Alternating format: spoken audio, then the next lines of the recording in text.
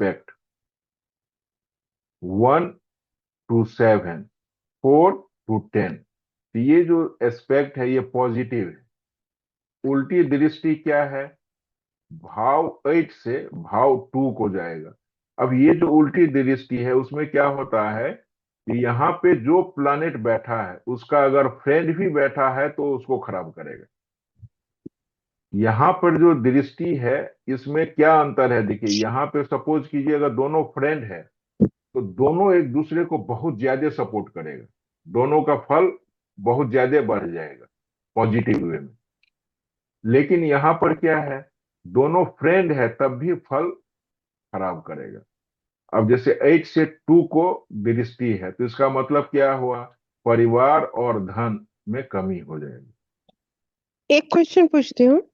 तो हम्म। जैसे एट्थ में अगर गुरु बैठे हैं ठीक और है। सेकंड हाउस खाली है, तो वहां से उसकी दृष्टि जाएगी, तो वो भी फिर बैड ही नहीं नहीं, इफेक्ट देगा। नहीं सेकंड खाली है तो कहाँ जाएगी? ओके ओके, उसमें ग्रह जैसे, रहना चाहिए। हाँ जैसे मान लीजिए आपको किसी को ओके। फंड ट्रांसफर करना है, ठीक है। हाँ। अब सामने में कोई है ही नहीं तो आप रुपया लेके हाँ बैठे हैं, कुछ को देना हाँ है। हाँ, ओके ओके, यही है, नमस्ते। वो देने के लिए वो जो है सो दृष्टि देने के लिए तैयार बैठा है, कोई लेने के लिए है ही नहीं। ओके। इस तरह से समझना है। अब उसके बाद है 50% एस्पेक्ट। तो 100% में 3 एस्पेक्ट है। अब 50% में है, अगर थर्ड भाव से नाइन्थ भाव में आता है एस्पेक्ट और 11th में। तो सपोज कीजिए थर्ड में जो प्लैनेट बैठा है अगर यहाँ पे उसका फ्रेंड मिल गया तो अब ये उसको बहुत हेल्प करेगा। 50%, 100% का मतलब क्या है, दो प्लैनेट को समझिए कंजंक्शन वेरी क्लोज है। जैसे केपी में हम लोग क्या कंसीडर करते हैं, 3 डिग्री 20 मिनट के अंदर में जो प्लैनेट है तो उसका प्रभाव बहुत ज्यादा पड़ता है सिग्निफिकेशन में। तो यहाँ पे 100% मतलब वेरी क्लोज कंजंक्शन, 50% का मतलब थोड़ा डिग्री में डिफरेंस है, लेकिन दोनों एक दूसरे को बहुत सपोर्ट करेगा। अगर एनीमी है, अगर एनीमी है तब भी सपोर्ट करेगा, लेकिन अगर फ्रेंड रहता तो बहुत ज्यादा सपोर्ट करता। एनीमी है तो थोड़ा कम करेगा, लेकिन खराब नहीं, फल को खराब नहीं करेगा।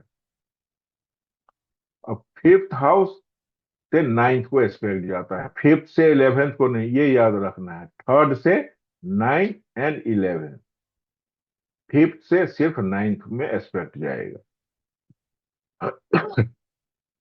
इसके बाद 25% का एक्सपेक्ट। तो 25% का एक्सपेक्ट है सेकेंड से सिक्स को, 6 से 12 को, 8 से 12 को। तो 25% का जो एस्पेक्ट है वो भी हेल्पिंग एस्पेक्ट।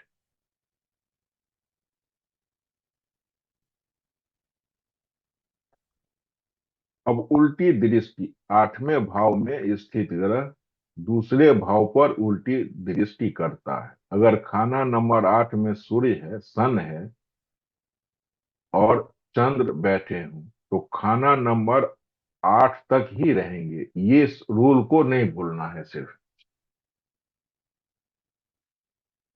8 हाउस से जो उल्टी दृष्टि चलता है तो उसमें सन और मून को कंसीडर नहीं करना है। इसमें लाल किताब में बोला गया है, जो सन और मून अगर बैठा हुआ है 8 हाउस में, सपोज कीजिए किसी का 8 हाउस में मून बैठा है, अब सेकेंड हाउस में उसका एनिमी प्लैनेट बैठा है तब भी मून इसको खराब नहीं करेगा। तो राजा और रानी का जो एस्पेक्ट है उसको बोला गया है इसी हाउस तक सीमित है। अब जो रूल है उसके अलावा कुछ रूल, स्पेशल रूल है। जैसे अगर सपोज कीजिए मरकरी, तो मरकरी अगर 9th और 12th भाव में है, तो 9th में है तो थर्ड को एक्सपेक्ट करेगा, 12th में है 6th को एक्सपेक्ट करेगा। तो मरकरी का उल्टी दृष्टि, तो बाद के घर से कौन एक्सपेक्ट दे रहा है, मरकरी। तो ये मरकरी को स्पेशल पावर मिला है। सेम शुक्र को स्पेशल पावर मिला है, जो अगर शुक्र नाइन्थ में है तो थर्ड को एस्पेक्ट करेगा। और यही कारण है कि नाइन्थ का जो शुक्र है तो मंगल बध हो जाता है। क्यों? क्योंकि उसका जो एस्पेक्ट है वो थर्ड पे पड़ा, थर्ड का कारक है मंगल। तो शुक्र नाइन्थ, इसका मतलब मंगल बध हो गया कुंडली में। अब सैटर्न देखिए, सेकेंड हाउस से एस्पेक्ट आता है सिक्स पे, लेकिन अगर सैटर्न बैठा है सिक्स में तो सेकेंड पे एस्पेक्ट डालेगा। तो ये तीन प्लानेट हो गया, बुध, शुक्र और शनि, ये तीनों फ्रेंड है और तीनों का उल्टी दृष्टि है। तो इस चीज को इसमें खाली ये विशेष मतलब एस्पेक्ट्स में हम्म, आपके प्लेनेट होने चाहिए, राइट? थर्ड में अगर देख, वीनस अगर वो मार रहा है थर्ड पे, तो थर्ड में प्लेनेट होना चाहिए, राइट? प्लानेट होना चाहिए। जैसे किसी का देखिए यहाँ पे शुक्र है, यहाँ पे सपोज कीजिए मून आ गया। हाँ, तो अब मून आ गया तो अब क्या करेगा? शुक्र मून को डैमेज करेगा, डैमेज करेगा। उल्टी दृष्टि है ना। तो मतलब ये बच्चा का जब जन्म हुआ होगा तो सीधा आप बोल सकते हैं जो बच्चा के जन्म के टाइम पे मदर को हेल्थ इशू हुआ होगा। हाँ, पैसे की किल्लत भी बोल सकते हैं, जो भी मून के कारक